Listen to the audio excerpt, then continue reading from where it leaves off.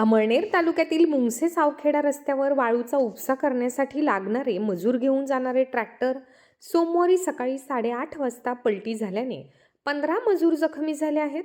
जखमींवर धुळे येथील खाजगी दवाखान्यात उपचार सुरू आहेत. दरम्यान अपघात घडल्यानंतर तात्काळ 108 नंबरच्या ॲम्ब्युलन्सला कॉल करून ही ॲम्ब्युलन्स तब्बल 4 तास उशिरा आल्याने नातेवाईकांनी संताप व्यक्त केला आहे. जखमींना खाजगी वाहनांनी दवाखान्यात नेण्यात आले. मुंगसे येथील तापी नदी पात्रातील वाळूचा लिलाव झाल्याने मुंगसे सावखेडा रस्त्यावर वाळूच्या वाहनांची वर्दळ वाढली आहे.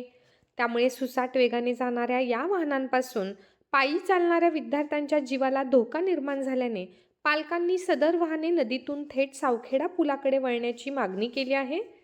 जखमी मजुरांची नावे पुढीलप्रमाणे आहेत: ज्ञानेश्वर भाईदास भिल, राहुल तुकाराम भिल, अजय बन्सी भिल, लखन सुभाष भिल, सुनील संभाजी भिल, सुरेश रामदास भिल, सागर शांताराम भिल, विशाल विनोद भिल, विशाल सुभाष भिल, गोविंदा सखाराम भिल, कृष्णा सुखदेव भिल, जितेंद्र भाईदास भिल, समाधान सुखदेव भिल, सागर मंगल वाघ, विपुल बोरसे.